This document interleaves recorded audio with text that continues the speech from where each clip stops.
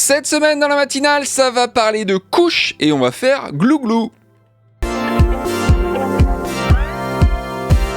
Mais avant de faire glou-glou, laissez-moi vous parler de Thomann, le sponsor de l'émission. Et Thomann qui fête toujours ses 70 ans. Je vous mets le lien, comme d'habitude, dans la description. Et allez voir ce lien. Parce que dans ce lien, il y a plein de choses en promotion qui changent régulièrement, avec des nouvelles arrivées notamment. Et je vous ai fait une petite sélection, allez, cette semaine, comme toutes les semaines, avec en premier lieu une version 70e anniversaire du fameux HD25. Regardez comme il est beau, de cette couleur-là. Est-ce qu'il est pas magnifique ? En plus, 111 €, le HD25. C'est un casque de référence quand même, donc ça c'est plutôt pas mal, et au moins vous vous démarquez un petit peu avec cette couleur. Et puis chez Rode aussi, le Wireless Go 2, qui est à 249 €, alors je crois qu'il tourne plus autour des 300 d'habitude, pareil, des micros que personnellement je vais utiliser, car nous aussi à utiliser en vidéo, donc franchement qui fonctionne très très bien, donc voilà, du coup allez voir le lien dans la description, et puis on passe à la première news.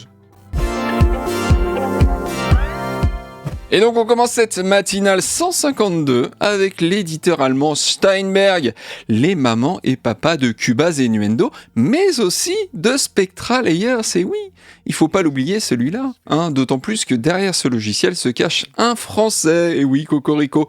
Pour ceux qui ne connaissent pas Spectra Layers, sachez que c'est une référence dans le domaine du démixage et de la réparation spectrale, et qu'avec l'avènement de l'intelligence artificielle, la vraie, il profite de nombreuses avancées depuis quelques versions, et donc, avec cette version 11, de nouveaux algorithmes utilisant l'IA font leur apparition, et il y a tout un tas d'améliorations ergonomiques qui vont permettre à l'utilisateur de faire plus de choses plus rapidement. Alors l'interface utilisateur a été repensée afin de s'adapter aux modules qui permettent de chaîner, filtrer et enregistrer des chaînes de processus, parce que dans Spectra Layers, des processus disponibles, il y en a plein, et généralement, vous en avez besoin de plusieurs dans un certain ordre afin d'accomplir différentes tâches. On peut donc se forger des petits modules comme ça sur mesure, assez complexes, et les rappeler facilement pour traiter des calques ou des sélections de calques. D'ailleurs, il est possible de minimiser les icônes des modules à droite de l'écran afin de laisser la place au spectrogramme et à la forme de onde, comme ça il reste accessible mais discret. On note aussi la possibilité de boucler une sélection pour affiner ses réglages ou essayer différents traitements. On peut aussi réagencer les processus dans les modules tout en écoutant les résultats. Et pour ce qui est des nouveaux traitements, il y a aussi des nouveautés sympathiques comme la possibilité de réduire l'écrêtage d'une voix, donc quand une voix a été saturée à l'enregistrement grâce à l'IA, qui s'est entraînée avec des milliers d'enregistrements de voix au préalable. Il est aussi possible de séparer une voix principale de ses chœurs. Ouais, c'est possible. On peut séparer le public de la scène dans un enregistrement live, c'est possible aussi. On peut aussi désormais démixer en mid-side, donc extraire le signal du centre de celui placé sur les côtés. Les algos existants ont aussi été améliorés, notamment celui pour démixer des morceaux entiers, celui pour extraire la partie rythmique ou encore celui pour retirer le bruit de fond, toujours utile ça, un grand classique. Voilà, donc pas mal de nouvelles choses, les prix vont de 80 à 300 € suivant la version, et j'annonce que le test va être publié ce vendredi à 17h sur Audiofanzine, voilà, jour de la fête de la musique, et qu'il est écrit dans le manuel que certaines fonctionnalités ont été inspirées par un rédacteur d'Audiofanzine, et c'est pas moi, donc je vous laisse deviner qui, mais j'avoue que c'est un petit peu la classe quand même, non, vous trouvez pas ? Allez, news suivante. Et on continue avec des guitares électriques, et c'est du côté de PRS qu'ont été annoncés les SE NF3. Ça sonne comme ça, regardez.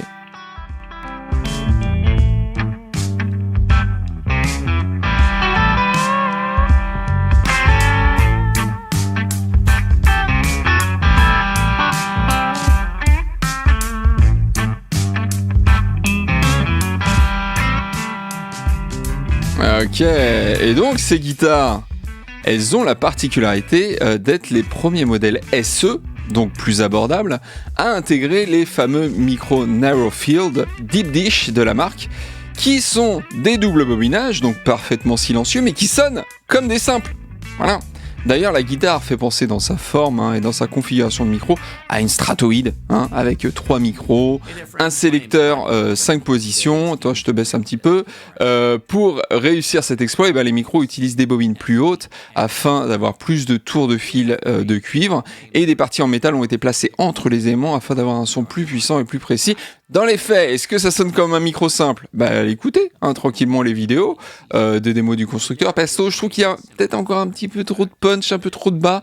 Mais l'esprit est là, clairement. Bah dites-moi en tout cas ce que vous en pensez dans les commentaires. Les guitares sont disponibles avec une touche en érable ou en palissandre. Il y a 4 finitions. Il y a le Gunmetal Grey, voilà. Il y a le Ice Blue métallique, le Metallic Orange et le Pearl White. Donc voilà, 4 finitions.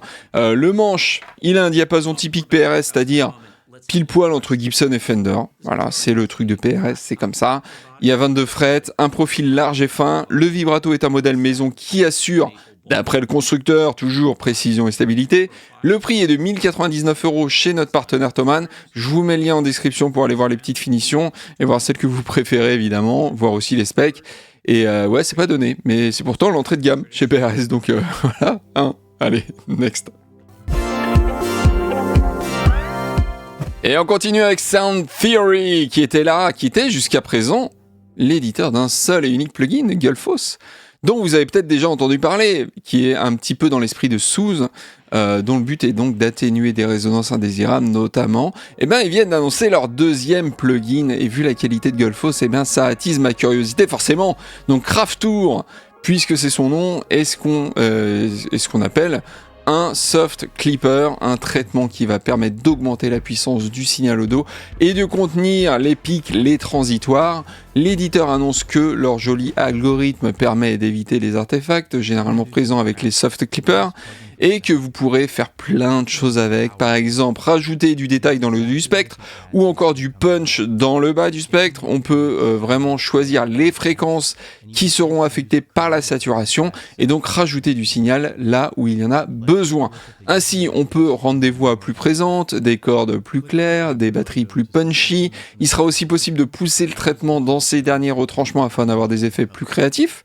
L'éditeur précise aussi que l'aliasing et la distorsion d'intermodulation restent contenus grâce à l'oversampling notamment, et qu'un traitement multiband est disponible. Vous pourrez d'ailleurs mélanger précisément le traitement multiband avec le simple band grâce à un contrôleur, et les 3 courbes de distorsion sont éditables directement dans l'interface afin de traiter différemment les basses, les médiums et les aigus. Ça c'est plutôt cool.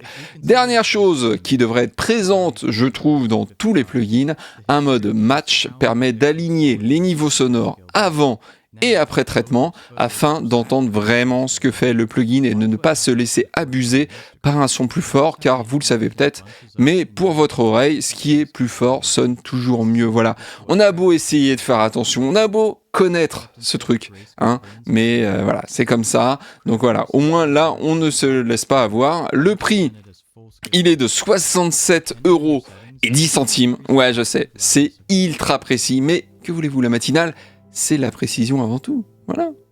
Qui dit précision dit next. Et on termine avec cette marque française de pédales au nom rigolo. Autant aimé des guitaristes que des claviéristes et autres bidouilleurs en tout genre. J'ai nommé Glouglou. Voilà. Et ils ont pas chômé chez Glouglou, Ils n'ont pas fait que boire, non. Ils ont aussi annoncé carrément une nouvelle série de pédales, les flanchers, car c'est bien connu, quand on fait glouglou, il ne faut pas flancher, évidemment. Et donc ces flanchers, ou flanchers, je sais pas, mais bon, ils sont français, donc je vais dire flanchers, sont au nombre de 4 et ont en commun le fait d'être stéréo, analogique et d'incorporer des composants de type Bucket Brigade qu'on voit généralement dans les pédales analogiques de chorus et de délai. Et vous savez quoi ? Eh bien, il s'agit justement de pédales de chorus, flanger et de délai. Voilà. Et pas de surprise dans la vie. Et donc ces 4 pédales sont divisées en 2 groupes, les FL9 et FL7 qui s'occupent de faire varier la hauteur du son et donc de produire par la même occasion des effets de type chorus, flanger, vibrato et même du quasi ring modulator, Dixit Glouglou. Voilà.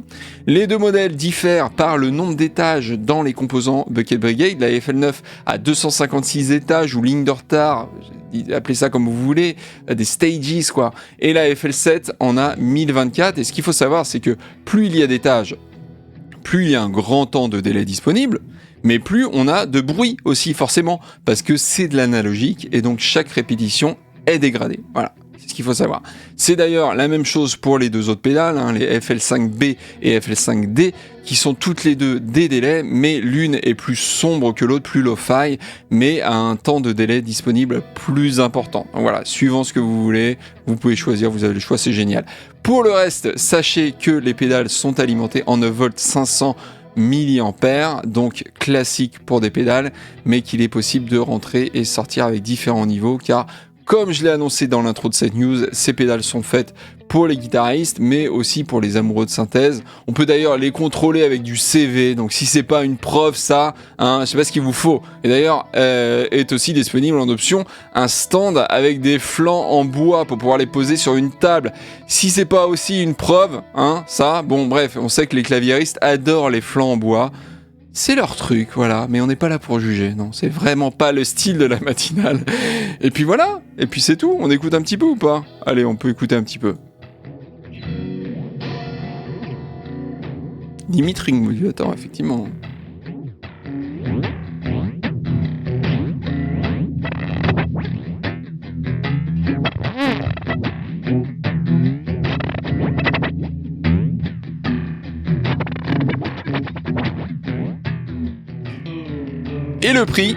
Et le prix, bah vous savez quoi, je ne l'ai pas noté, voilà, c'est tout, j'ai pas noté le prix, donc je vous le mets dans la description, tout simplement.